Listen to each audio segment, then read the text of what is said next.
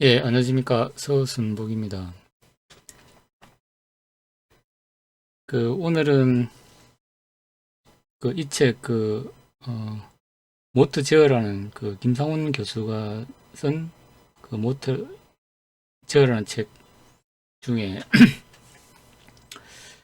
전류 제어기에 대해서 좀 공부를 해 보도록 하겠습니다. 전류 제어기와 관련해 가지고는 옛날에 이제 한번 찍은 적이 있습니다. 찍은 적이 있는데 폰으로 찍다 보니까 영상이 흔들려 가지고 좀 보기가 좀 불편한 면이 좀 많았던 것 같습니다. 그래서 이번에 이제 저 PPT로 좀 자료도 다시 만들고 그 다음에 조금 보기 편하도록 다시 영상을 좀 준비를 해봤습니다. 우리가 이제 모트를 제어하려고 하면은 이제 일반적으로 이제 기본적으로 우리가 좀 알아야 되는 내용들이 있습니다. 그게 이제 요 세 가지가 되겠습니다. 이제 암페어 법칙이라고 있고, 그 다음에 이제 페르데이, 렌츠 법칙. 이제 요 내용들은 우리가 이제 고등학교나 대학교 이제 물리 시간에 좀 많이 배운 내용으로 이제 잘 알고 있는 내용입니다. 그래서 간단히 이제 좀 보자 그러면은 일단 암페어 법칙은 전류가 흐르면 자기장이 생긴다는 겁니다. 전류가 흐르면 자기장이 생긴다는 거고, 그 다음에 페르데이 법칙은 이제 자기장을 변화시키니까 전류가 생기더라. 그러니까 암페어 법칙하고 좀 반대 현상이죠, 이제. 그 다음에 이제 렌츠 법칙은 뭐냐면은 이제 자기장에 의해서 이제 전류가 생기는 건 맞는데, 이제 거기에 대한 어떤 전류가 어느 방향으로 흐르는지, 기전력의 이제 방향에 대해서 이제 얘기를 한 거고, 그 다음에 페르데 법칙은 이제 기전력의 이제 세기에 대해서 얘기를 한 거라고 보면 됩니다. 그러니까 암페어 법칙은 이제 전류가 자기장을 이제 장을 만든다는 거고, 페르데 법칙과 렌즈 법칙은 자기장이 전류를 만들더라. 서로 이제 전류와 자기장은 서로 이제 뗄래야 뗄 수 없는 관계다. 이제 뭐 그렇게 보면 될 것 같습니다.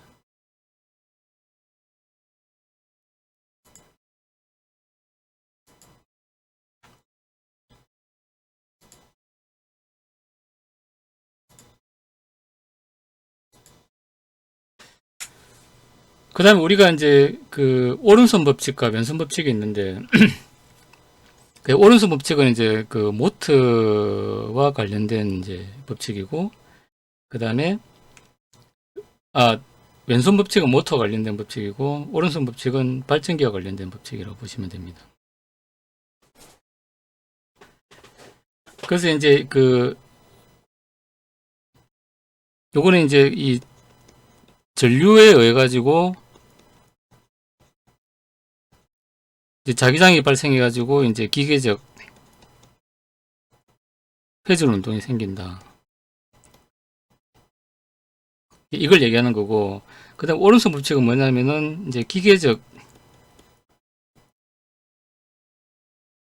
회전 운동이 자기장을 만들고 자기장이 전류를 만든다. 결국에는 이제 모터와 발전기는 서로 이제 같은 거다. 뭐 이제 이런 이제 얘기를 하고 있다고 보시면 됩니다.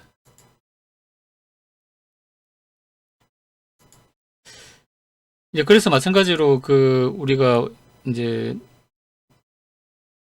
왼손 법칙은 이제 모터고, 그 다음에 오른손 법칙은 이제 발전기죠. 그래서 이제 모터의 이제 사상한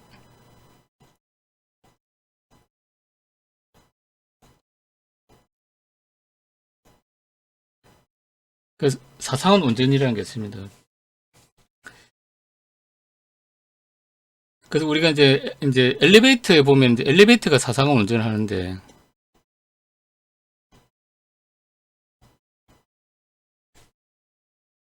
엘리베이터 같은 경우는 이제 보면은 여기 이제 사람이 타는 케이지가 있고, 그 다음에 이제 카운터웨이트라는 게 있죠. 이제 그렇게 이제 서로 무게 중심을 이제 유지를 하는데, 그래서 이제 그 얘가 무거우면은 이제 이거에 의해서 자동으로 이제 내려갈 거고, 그 다음에 얘가 무거우면은 요 무게에 의해서 이제 또 이제 내려가겠죠. 그래서 내가 이제 올리고 내릴 때 이제 어떤 영역에서는 이제 발전기로 동작하고 어떤 영역에서는 이제 모터로 동작하고 이제 그렇게 이제 한다는 겁니다. 그래서 이제 그 엘리베이터 같은 경우는 이제 이 사상원 운전을 한다. 그래서 여기 보면은 이제 그 발전기 영역으로 동작하고 요거는 이제 모터로 동작하고 발전기, 이것도 발전기. 이제 이렇게 이제 그 동작을 한다. 는 걸 이제 우리가 알고 있으면 예, 좋을 것 같습니다. 그래서 이제 오늘 이제 하려고 하는 거는 그 이제 제어기 중에 요 전류 제어기를 얘기하려고 하는 요 부분. 그 우리가 이제 어떤 모터를 제어하려고 그러면은 일단은 여기 이제 지령이 이제 명령이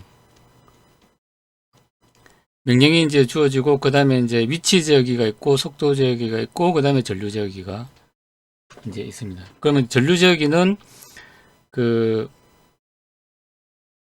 일단 전압에 의해서 이제 그 전류가 나오고 그 다음에 전류가 나오면은 전압에 의해서 전류가 나오고 전류에서 이제 토크가 나오고 토크에서 이제 회전 운동이 생긴다. 이제 그런 겁니다. 그래서 우리가 이제 어떤 뭐 커맨드로 보면은 커맨드가 이제 그 뭐 이렇게 왔다 갔다 하면은 그 전류는 이제 이렇게 구형파로 오르고 거기에 따라서 이제 그 위치는 이렇게 선형적으로 이제 증가한다. 이렇게 보면 됩니다.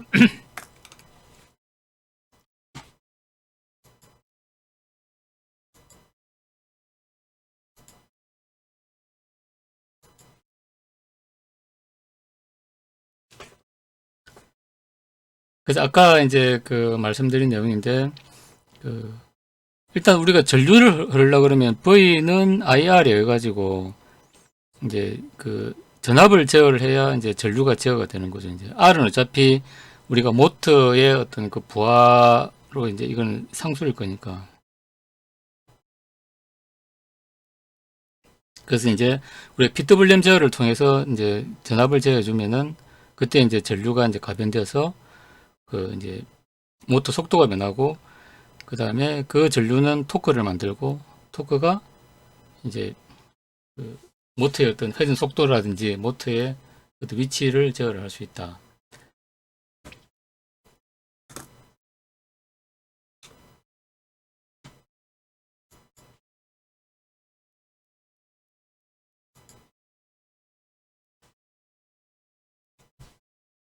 그래서 우리가 이제 그 보면은 이제 오늘 이제 하려고 하는 거는 이제 요 부분입니다. 우리가 그 모터 제어를 하려고 그러면은 이제 전류 제어, 속도 제어, 위치 제어를 하는데 그 이제 이 전류 제어를 그 전류 제어가 이제 중요하다는 거죠. 이 전류로서 이제 그 토크를 이제 제어할 수 있기 때문이죠. 이제. 그다음에 이 이제 루프를 보면은 사실 우리가 이제 이 전류 제어가 이제 그 저기 이제 최종적으로 이제 토크를 제어하는 거기 때문에 이제 이 상당히 이제 중요한 부분이죠. 그 다음에 이제 나머지는 이제 이 전류 제어를 가지고 그 다음에 이제 그 속도 제어하고 이제 위치 제어는 이제 그 이제 바깥쪽 루프로 있다 보니까 이제 요게 우선 제대로 돼야 뭔가 그 다음에 이제 속도 제어가 용이해지고 그 다음에 속도 제어가 잘 돼야 위치 제어가 용이해진다. 뭐 이렇게 이제 우리가 이해를 하면 될 것 같습니다.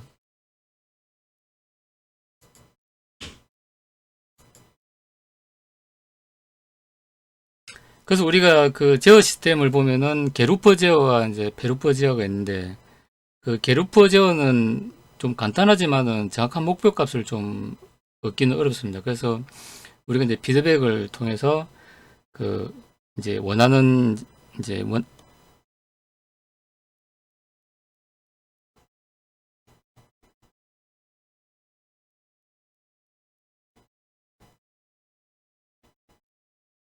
이제 제어가 가능하다. 이제 이것 때문에 우리가 이제 피드백을 이용한 그런 제어를 한다는 겁니다.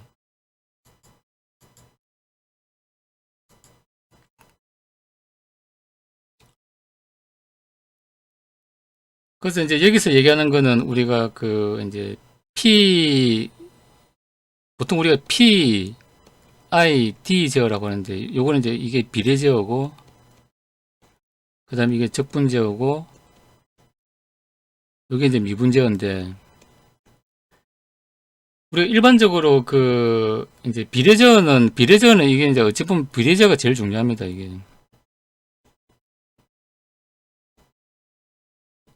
이게 이제 그 시스템의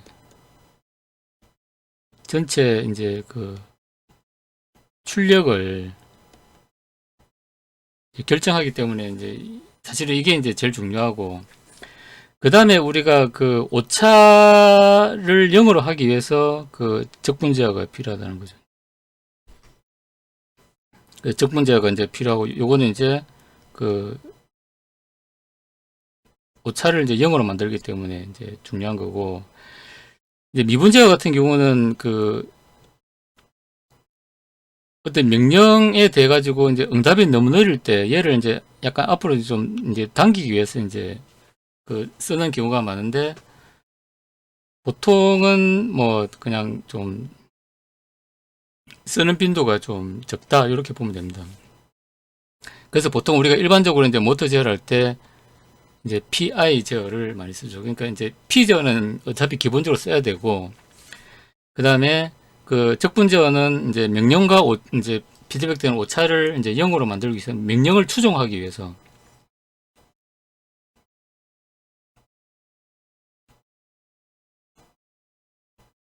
명령을 추종하기 위해서 이제 그 이제 적분기를 쓴다. 그래서 일반적으로 이제 우리 PI 제어기 해가지고 이제 그 비례 제어와 적분 제어를 해가지고 이제 보통은 이제 많이 쓴다. 그 특별한 경우 이제 그 이제 미분 제어기를 쓰는데, 미분 제어기는 이제 많이 안 쓴다. 뭐 이렇게 알고 계시면 될 것 같습니다.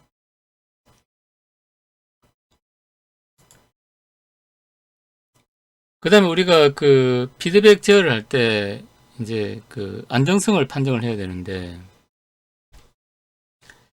만일에 이제 어떤 스텝바를 딱 이렇게 줬는데 어떤 명령에 이렇게 이제 수렴을 해야지 이게 발산을 하면 이게 제어가 안 되는 거죠, 이제.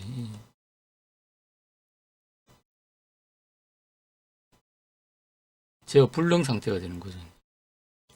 그래서 우리가 그 이제 이것을 이제 판별하기 위해서 이제 그 주파수 영역에서 이제 보는 방법이 있습니다. 그래서 어떤 시스템을 이제 그 뭐 1Hz부터 뭐 100Hz까지 이렇게 이제 명령을 쭈르륵 이제 넣어가지고, 그때 이제 개인이 어떻게 나오는지 이제 보면은 그 이제 요게 이제 주파수 영역이죠. 이제 주파수고, 그 다음에 이게 이제 이득이고, 요거는 이제 위상이고, 그렇게 해가지고 이제 쭉 나타났을 때, 그,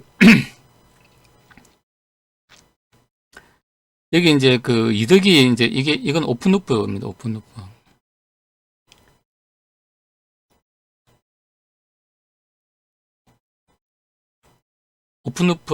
오픈루프 상태에서 이제 그 봤을 때 그 이득이 이제 제로가 되는 지점에서 위상이 180도보다 이제 높게 나와야 된다는 거죠. 이게 이제 그 위상 여유고, 그 다음에 180도가 되는 지점에서 이득이 이제 그 0dB보다는 이제 좀 낮게 있어야 된다. 그래서 이걸 이제 이득 여유라고 그러고, 얘를 위상 여유라고 합니다. 그러니까 이게 이제 만족되면은 안정한 시스템이라고 판단하는 겁니다. 근데 이게 이제 안 되는 경우, 그러니까 이제 그 위상이 180도인 점에서 이득이 이제 위로 올라가면은, 이거는 이제 이득 여유가 이제 없는 거죠. 그래서 이걸 음의 이동 여유라고 하고, 요거는 이제 불안정한 시스템으로 판정을 한다는 겁니다.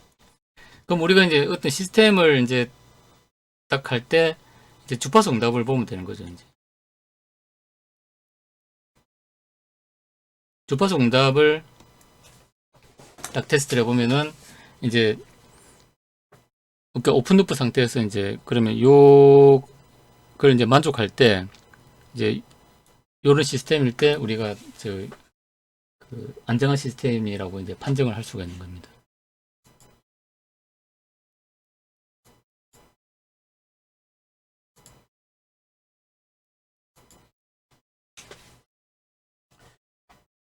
그 다음에 우리가 이제 우리가 이걸 보데 플랫이라고 그러죠. 이제 보데 플랫을 그려봤을 때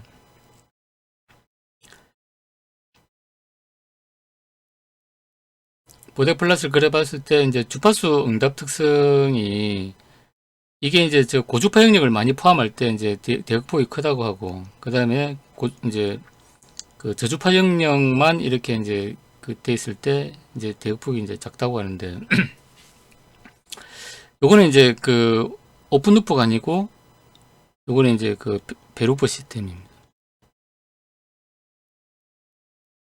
그러니까 우리가 이제 이 이득을 이제 하다 보면은 이제 오픈루프 상태에서는 이제 이게 0데시벨이라고 보면은 피드백을 안 걸었을 때는 이제 이렇게 되고 그 다음에 이제 우리가 피드백을 이렇게 걸면은 0데시벨에서 요렇게 이제 된다는 건데 요게 이제 게루퍼 요게 이제 베루퍼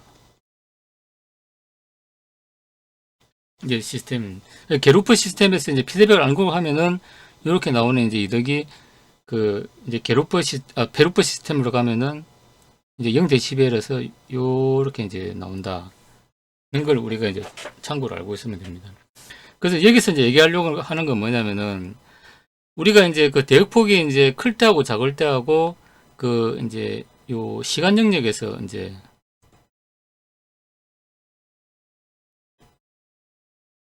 응답 특성인데 이거는 이제 주파수 영역에서 응답 특성이고 그러니까 이제 주파수 영역에서의 응답 특성 대역폭이 시간 영역에서의 어떤 응답 특성에 영향을 준다는 거죠. 그래서 이제 대역폭이 작은 경우는 약간 이렇게 느리게 이제 이렇게 올라간다는 거고 대역폭이 좀 이제 이게 넓어지면 고주파 영역을 많이 포함하면은 이제 주파수 응답이 빨라지고 그다음 만일에 이제 대역폭이 더 커지면은 이때 약간 이렇게 이제 발진하는 이제 이런 형태로 가겠죠. 이제. 이런 식으로 될 수 있다는 겁니다. 그래서 여기 보면 이제 대역폭이 이제 큰 경우는 빨라지고 더 큰 경우는 이제 이게 오버슈트가 날 수도 있고 대역폭이 적은 경우는 이제 시간에 대한 응답 특성이 느려진다. 그래서 우리가 이제 주파수 응답과 그 다음에 시간 응답은 서로 이제 밀접한 관계가 있다. 이제 이렇게 우리가 이제 인지를 해야 된다는 겁니다.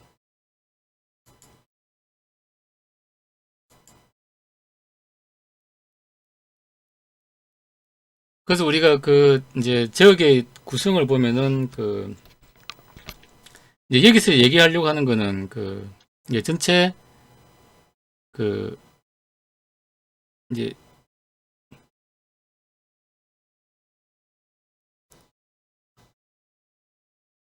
이게 이제 적분 지역기를 왜 쓰냐 이제 이 얘기죠 이제. 그러니까 우리가 어떤 제어를 할 때 내가 어떤 명령을 줬을 때 그다음 시스템이 뭐 요렇게 반응하든 사실 이제 어느 순간에는 과도 특성을 지나가지고 내가 어떤 명령을 줬을 때 얘가 이제 바로 명령을 따라갈 수도 있고 딱 줬는데 요렇게 가는 시스템은 없다는 거죠. 근데 보통 이제 이렇게 가거나 이제 이렇게 가거나 어떤 과도 영역을 지나가지고 이제 명령을 추종하는데 이제 정상 상태 요게 이제 이게 과도 영역이고 요게 이제 정상 상태라는 거죠. 그 정상 상태에 이제 가스는 오차가 이제 그 명령을 추종해가지고 오차가 거의 제로가 돼야 이제 그 내가 이제 어떤 준 명령이 돼가지고 이제 추종을 한다는 거죠. 그래서 우리가 일반적으로 어떤 시스템을 얘기할 때 얘가 이제 어떤 그 시스템의 전달 함수하고 그 다음에 내가 이제 뭐 제어기의 전달 함수가 이제 합쳐진 걸 뭐 이제 GS라고 할 때 그 다음에 피드백으로 이렇게 되면은 이제 그 이제 출력을 피드백 해가지고 그 다음에 명령하고 이제 그 이제 서로 차를 구해가지고 이제 에러 값이 나오고 에러 값이 이제 명령으로 들어가가지고 이제 작으면은 더해주고 그 출력이 작으면은 더해주고 출력이 너무 과하면은 이제 빼주고 하는 역할을 하는 게 이제 요거죠. 이제. 그러니까 명령과 그 다음에 내 피드백 같은 차가 이제 여기서 플러스 마이너스로 계속 나오겠죠. 이제 그러면은 출력이 이제 명령에 따라서 이제 이렇게 올라가다가 하다가 이제 계속 이렇게 이제 하면서 이제 그 명령을 추종한다는 거죠. 이제 그 얘기를 하는 겁니다. 그래서 우리가 어떤 그 이제 에러가 이제 이렇게 무한대로 가면은 이제 이런 식으로 된다.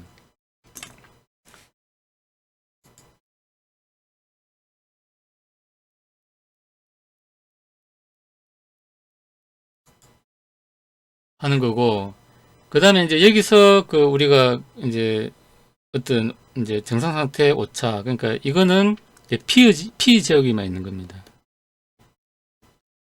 만 있는 경우는 그 이런 오차가 이제 항상 발생한다는 거죠. 이게 뭐냐면 이제 내가 어떤 이제 명령을 주면은 얘가 이제 이렇게 올라가는데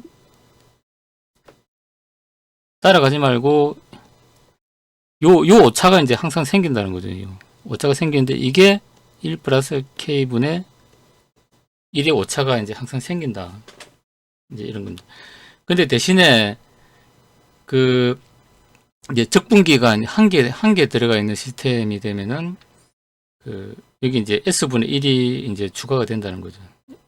S분의 1이 추가돼 가지고 얘가 0이 되니까 얘가 이제 무한대가 되는 거죠. 무한대분의 1은 0이 되니까 이제 오차가 0이 된다. 그래서 이제 적분기가 한 개가 있으면은 오차는 0으로 된다.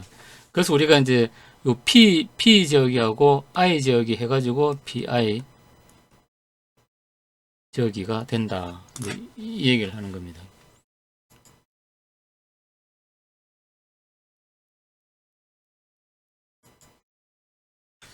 그래서 우리가 그 이제 어떤 시스템 타입을 얘기하는데 이제 제로형 타입, 요거는 적분기가 없는 거. 아까 이제 그거는 이제 요만큼의 오차가 항상 있다고 그랬죠. 이제 그 다음에 적분기가 한 개 이상 있으면은 이제 그때는 오차가 무조건 제로다. 이거죠. 그 다음에 우리가 이제 이 스텝 할 때는 이제 요렇다는 거고, 그 다음에 램프 할 때는 이제 적분기가 두 개 있어야 이제 오차가 그 이제 제로가 된다는 거고, 그 다음에 이제 그 포물선 파라볼라 이제 입력일 때는 그 적분기가 이제 두 개 있어도 이제 K분의 1의 어떤 오차는 항상 생긴다. 그러니까 이제 이거는 이제 적분기가 두 개 있으면 이제 요렇게 갔다가 이제 요렇게 이제 합쳐진다는 얘기고, 여기서 얘는 적분기가 두 개 있어도 이제 항상 어떤 오차를 가지고 이렇게 이제 간다. 이제 요렇게 보시면 됩니다. 근데 우리가 이제 지금 그 주로 이제 하는 거는 보통 이제 스테파죠, 스테파 입력일 때는 그 적분기가 없으면은 적분기가 하나 있으면은 그래서 이거는 PI 지역이가 되겠죠. 이때는 이제 그 오차가 제로가 된다. 지금 이제 지금까지 한 얘기는 왜 우리가 이제 PI 지역기를 쓰냐. 그 P 지역기만 쓰면 간단하고 좋은데 왜 적분기까지 써야 되냐 하는 걸 이제 얘기를 한 겁니다. 그래서 적분기를 쓰게 되면은 이제 그 정상 상태, 이제 과도 상태에서는 이제 오차가 날 수밖에 없고, 그 과도 상태를 지난 다음에 정상 상태에 이르러서는 우리가 이제 그 준 명령에 이제 오차가 없이 추종한다. 이제 이 얘기를 이제 지금까지 이제 한 겁니다. 4페이지에 걸쳐가지고.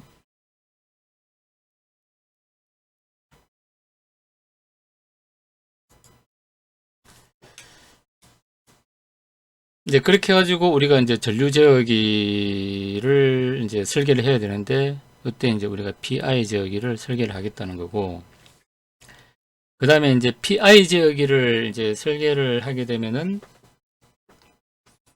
그 이득 곡선과 위상 곡선이 이제 위상 응답이 이렇게 된다.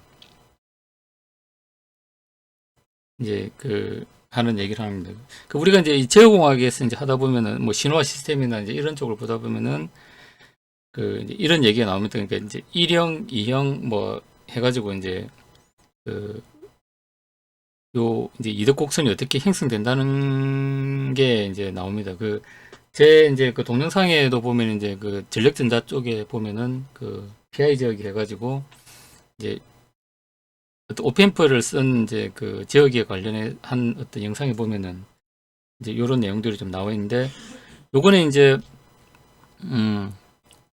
타입 1 타입 1일 때 이제 이득 곡선은 이렇게 이제 된다는 겁니다. 그 다음에 뭐 타입 2나 이렇게 되면 이제 또 뭐 이렇게 되고 이제 이런 내용들이 이제 있는데, 타입 1에 대해서는 이렇게 이제 된다는 겁니다. 우리가 이제 PI 그러니까 적분 제어기가 한 개 있는 걸 현재 이제 그 얘기를 하고 있기 때문에, 이제 그런 경우는 이득 곡선은 무조건 이제 이렇게 된다. 그 다음에 위상 곡선은 90도에서 이렇게 된다. 이렇게 알고 있으면 예, 좋을 것 같습니다. 그래서 그때 이제 절점 주파수, 그러니까 이 이득이 이제 꺾여 가지고 이렇게 일정하게 되는 요 부분이 이제 KP가 되고, 이제 이렇게 된다. 이제 그 DC분의 1이고, 그때 이제 그 절점 주파수는 이렇게 된다. 이게 이제 주파수를 얘기하는 거죠, 이제.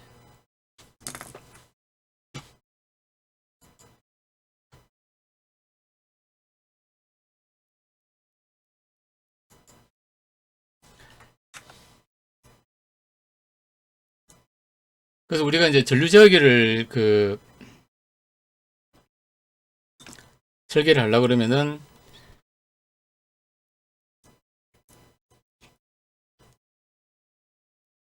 이제 이 모델을 가지고 우리가 그 이제 식을 세우면 이게 등호가 아니고 이제 이게 백입니다, 백이.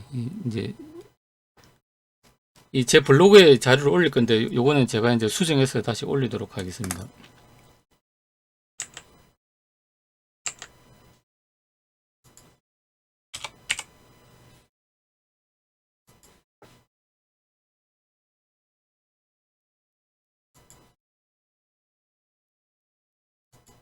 이제 여기서 이제 하고자 하는 얘기는 뭐냐면은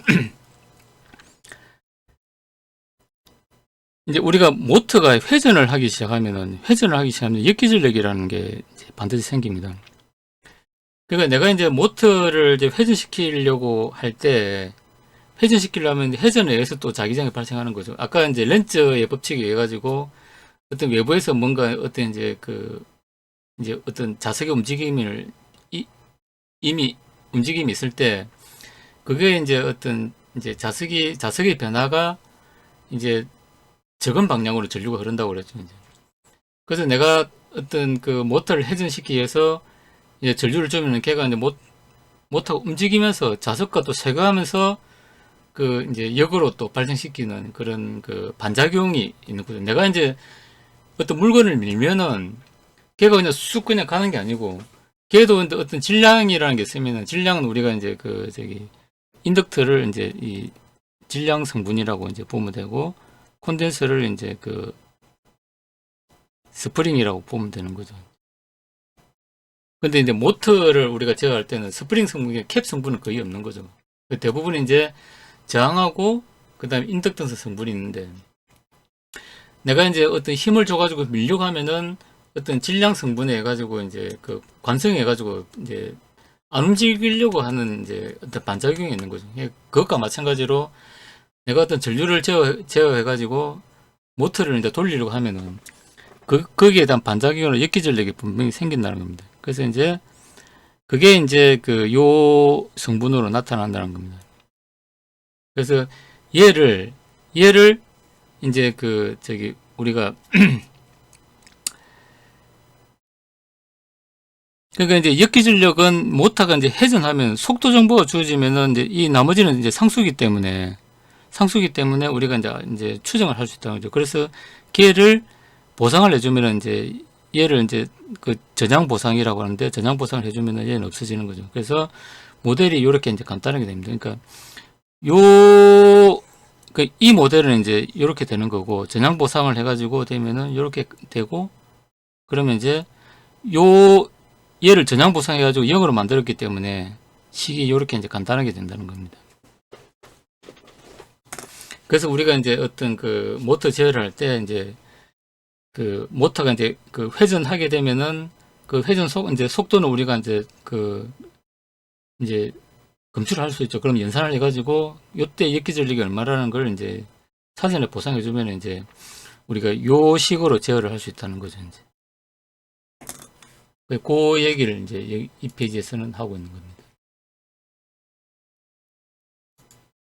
그래서 이제 전환 보상을 해주면은 이제 그 모델이 이렇게 이제 그 간단하게 된다는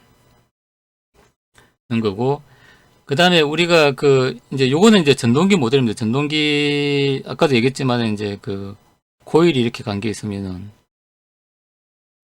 코일이 감겨 있으면 이제 여기에 보면은 이제 인덕터스 성분이 있고 그 다음에 이제 요 이제 DC 성분, 저항 성분이 이제 있죠. 이제 요 두 개 성분이 이제 있다는 겁니다. 그걸 이제 우리가 그 BWM 제어 H 브릿지 회로를 통해 가지고 얘가 이제 H 브릿지 BWM 제어를 하겠죠. 이제 그렇게 이제 해가지고 BWM 제어 하면은 이제 이 그 전동기 입장에서는 이제 그 전압이 가해지겠죠. 이제 전압이 우리가 BWM 제어를 이렇게 하면은 거기에 따라서 이제 이제 이 코일을 지나면 이게 전압이 이렇게 가해지면은 얘가 이제 코일을 이렇게 지나면은 전류가 이제 이렇게 이런 식으로 흐르겠죠. 이제 요거는 이제 BWM 전압이고 그 다음에 여기 이제 LA가 있고 그 다음에 RA가 있고 이제 모터 코일이죠. 그러면 이제 이 IA가 된다는 거죠. 그 IA는 이제 얘가 ON 했을 때는 전류가 선행적으로 증가했다가 오프 했을 때는 전류가 감소했다가 또 ON 하면 전류가 선행적으로 증가했다가 이제 이렇게 되는 거죠. 이렇게 되는 이유는 이제 V는 L의 DT분의 DI에 의해 가지고 되는 거죠. 이제 이렇게 되면 전류가 이렇게 증가했다가 또 빠지면 이제 감소하는 이제 요게 이제 DT분의 DI가 되는 거죠. 요 기울기가 이제 그렇게 해가지고 그 전압이 이렇게 이제 주어지면은 그 이제 요 비례적분 제어기하고 그 다음에 이제 내가 이제 준 그 이제 커맨드하고 그 다음에 요 이제 IA 피드백 돼 가지고 여기서 이제 차가 이제 이루어진다는 거죠. 그렇게 해가지고 이제 요 VA가 이제 이 제어를 위한 이제 그 이제 오차죠. 오차를 보상하기 위한 전압이 형성된다는 겁니다. 그렇게 해가지고 그 이제 식을 단순화 시키면은 이제 그 이렇게 된다는 거고. 그래서 이제 이렇게 어떤 식이 이제 그 세워지는데 우리가 이제 그 안정도를 판정하기 위해서는 이제 그래서 이제 이때 우리가 이제 제어 이득을 이제 이 식에서 이제 제어 이득을 우리가 이제 결정을 해야 되는데 그러니까 KP하고 요 KPC하고 KIC 그러니까 비례 이득과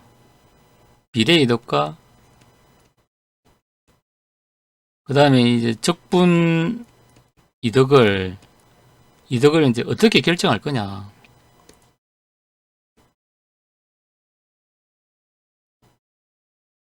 결정할 거냐를 이제 판단하죠. 그러면 이 0점 이제 그 극점 상쇄 기법은 뭐냐면은 아까 우리가 이제 저기 그 이제 뭐 보드 플랫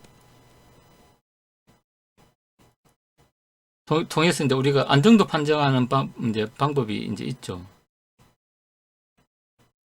그 중에 보면 이제 0점 이제 극점 이제 상쇄 기법이라는 게 이제 그 있습니다. 그래서 그걸 이제 이용해 가지고 그 이 비례 이득과 이제 적분 이득을 어떻게 이제 결정하는가 하는 얘기를 이제 지금부터 이제 하는 겁니다. 그래서 아까 이제 그 시계 해가지고 그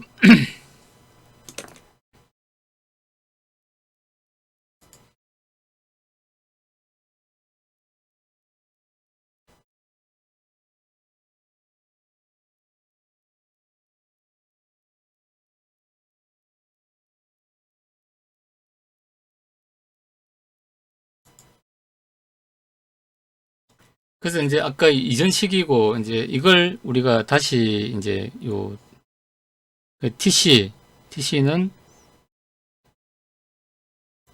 이제 요렇게 이제 정의된다고 합니다. 그러니까 아까 이득 곡선이 PI 지역에는 이제 요렇게 이제 된다 그랬죠. 이제 그래서 요때 요게 이제 그 이제 요게 아까 이제 절점의 이제 주파수고 요게 TC분의 1이고 얘는 KP분의 KI 얘는 LA분의 RA 인덕터분의 이제 그 저항의 비로 이제 나타나는 겁니다. 그러니까 실제로 이제 우리가 보면은 그 모터 코일의 이제 인덕턴스하고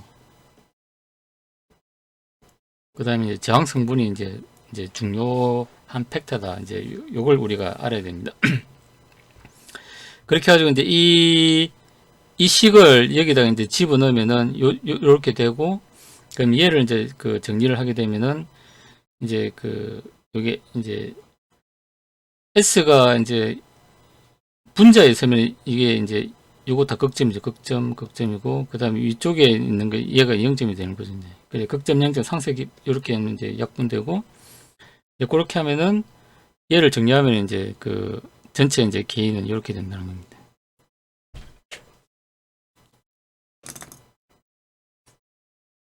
이렇게 되고 그 다음에 우리가 이제 이 그 저기 보면 이제 제어공학에 보면 이 또 이제 최종값 정리라는 게 있는데 이제 이걸 이제 이용해서 이제 그 풀면은 그러니까 오차가 이제 그 이 제로가 이제 되도록 하는 거죠.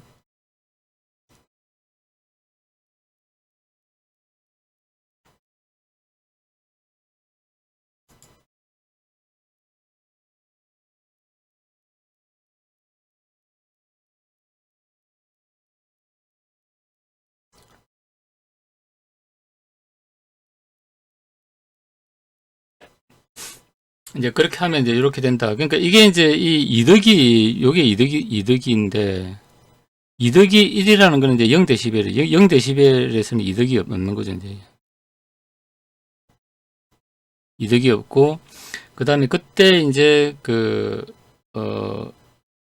베이저는 이제 180도 만약 90도이기 때문에 얘는 이제 뭐 따질 필요가 없는 거죠. 180도 이하로 이제 안 떨어지니까. 그래서 요게 이제 게루프고 요게 이제 베루프입니다. 그러니까 게루프가 이렇게 나타났다 그러면은 이제 베루프로 이제 피드백을 걸면은 얘는 그냥 이제 그 전달함수가 이제 이렇게 있다 그러면은 이제 이렇게 된 거고 여기다 피드백을 이렇게 이제 걸어주면은 이제 이렇게 된다는 거죠. 이제 그렇게 했을 때 이제 요거하고 요거 이제 같다는 거지. 이게 이제 저기 여기서 그 이제 주파수 대역이 여기 이제 마이너스 3dB 이 점을 우리는 이제 그 이제 밴드 폭이라고 이제 보통 얘기를 하죠. 이제 그렇게 해가지고 하면은 요 이제 그래서 이 전달함수는 이제 그 요게 우리가 이제 명령이고 명령의 전류고 요거는 이제 출력 전류죠. 이제 그 비를 따지는 게 이제 요게 이제 시스템의 이제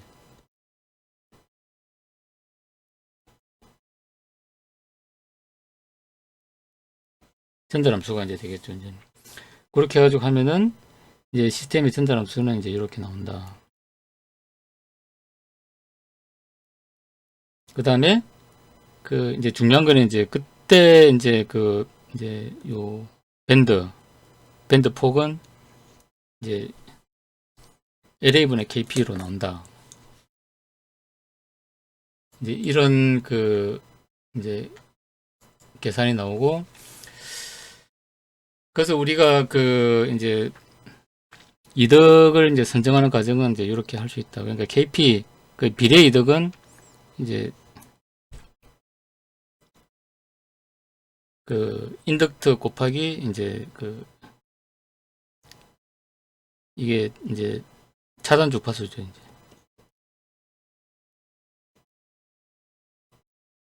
그 다음에 적분 이득은 이제 이렇게 구할 수 있다. 그러니까 비례 이득은 이제 이 그 인덕트 성분으로 구할 수 있고, 적분 이득은 이제 저항 성분으로. 그래서 이제 우리가 모트를 제어할 때 그 모트 코일의 그 인덕턴스하고 저항을 우리가 정확히 측정하는 게 이제 중요하다. 우리가 이제 어떤 전류 제어기를 설계할 때 이제 중요한 게 그 모터의 인덕턴스와 그 다음에 이제 저항을 이제 그 아는 게 중요하다는 거죠. 그래서 그 이제 요 김상훈 교수의 이제 모터 제어 이제 후반부에 보면은 실제로 이제 이 모트의 이제 인덕턴스와 저항을 또 측정하는, 좀 더 정확하게 측정하는 여러 가지 방법들이 나와 있습니다. 그래서 그 부분은 이제 뭐 필요하신 분들은 참조하시면 될 것 같고,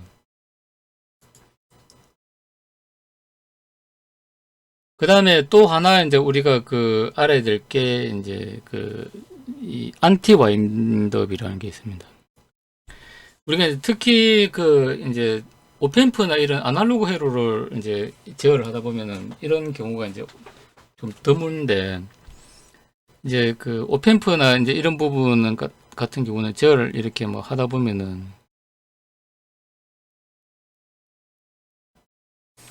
여기 이제 그 이 바이어스 하는 전압이 이제 이게 이 이제 정해져 있기 때문에 기본적으로 이제 이게 리미터가 있죠. 이제 리미터가 있기 때문에 그 뭐 이런 이제 별도의 어떤 안티 와인드업 회로를 사실 이제 구성할 필요가 좀 없는데, 우리가 이제 디지털 제어를 하다 보면은 이제 그 얘가 이제 그 이제 우리가 저기 전압을 그 줄 수 없는, 그러니까 이게 이제 저기 명령이 이제 그 저 바이오스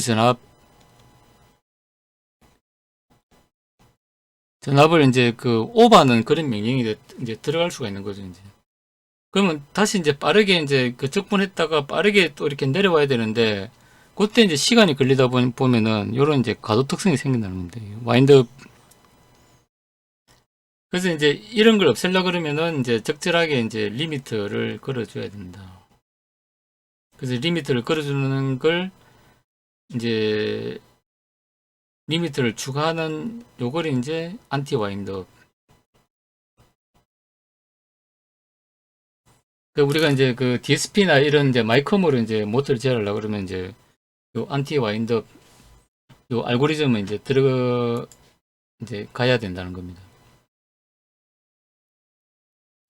그래서 이제 간단히 살펴보면 이제 안티 와인드의 어떤 개념은 간단합니다. 그러니까 요 리미터가 있고, 리미터 뭐 예를 들어 플러스 마이너스 뭐 15볼트를 넘지 않는다. 이렇게 딱 정해 놓으면 이제 여기가 플러스 15가 되고 여기가 이제 마이너스 15가 되겠죠. 이제.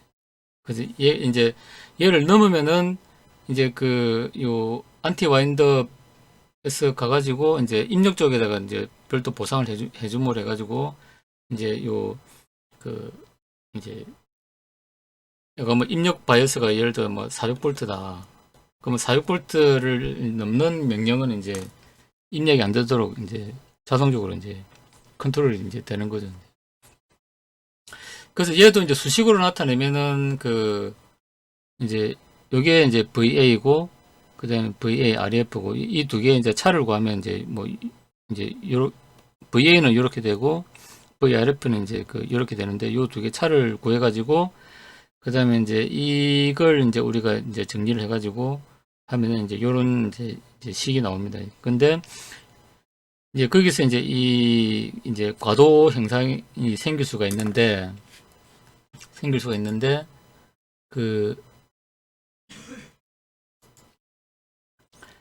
이제 우리가 이 KA 이제 이게 이제 안티 와인드업 이제 그 게인이죠. 이제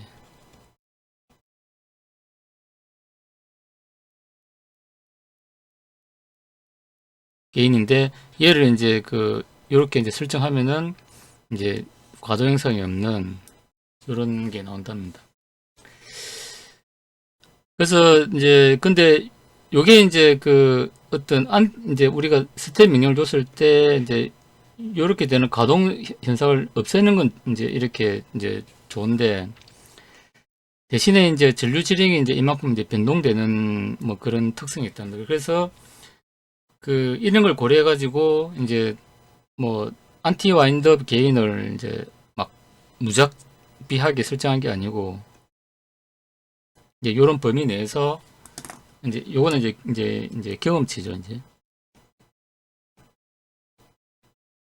안티 와인드 게인을 이제 그 KP 기준으로 해가지고 그 이제 KP분의 1에 뭐 3분의 1에서 이제 3배 정도 범위 내에서 이제 그 설정을 하면 좋다. 이제 그 라는 얘기를 하고 있습니다. 그래서 그 이제 우리가 그 전류 제어기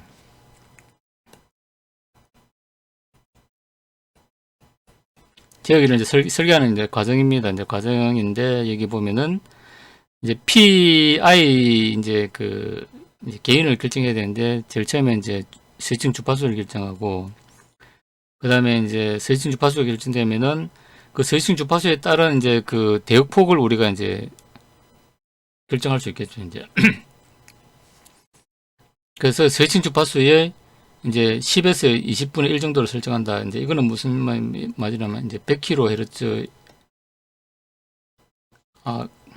뭐 모터니까 이제 한 10kHz 그거 이제 구동한다 치면은 이거에 이제 20분의 1이니까 이제 요 WCC는 이제 뭐 한 500Hz 정도 이렇게 이제 설정하겠죠. 그러면 우리가 그 이제 보드 플랫 그리면은 이렇게 되는데 요 마이너스 3dB 되는 요 점이 이제 500Hz 다 이제 요렇게 이제 설정하면 된다는 겁니다. 그 다음에 이제 샘플링 주파수는 이제 그 25분의 1 이하가 되도록 선정한다.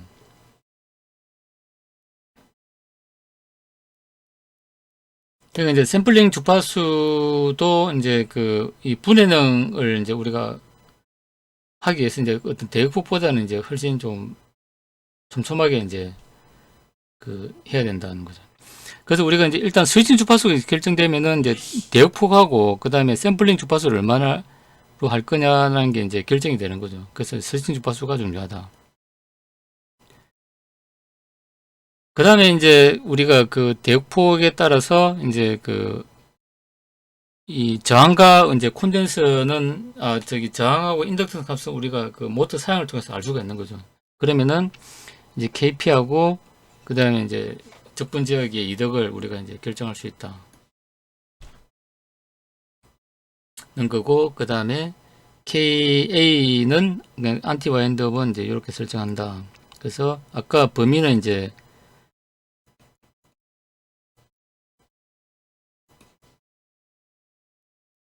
요 범위 내에서 이제 결정하면 좋다. 라는 겁니다. 그래서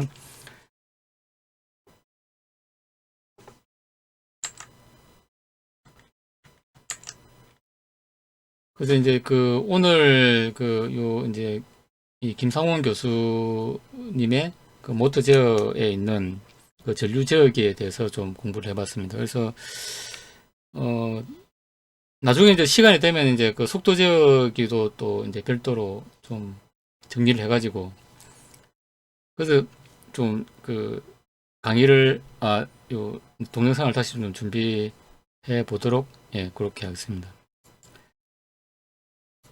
그래서 이제 요 내용은 제 블로그에 이렇게 이제 요 PPT 자료는 제 블로그에 이렇게 이제 올려놓을 테니까 필요하신 분들은 뭐 다운받아서 이제 활용하시면 될 것 같습니다. 그리고 나중에 좀 시간이 되면 이제 요 책에 있는 이제 전에 동영상으로 해가지고 이제 속도 제어기와 그 다음에 이제 벡터 제어와 관련된 어떤 그런 부분도 이제 전에 동영상을 여러 편 이제 올린 적은 있는데 이제 얘를 좀 PPT로 좀 전기를 해가지고 시간이 되면 다시 이제 동영상을 좀 올리도록 그렇게 하겠습니다. 예. 오늘 이상으로 마치겠습니다. 감사합니다.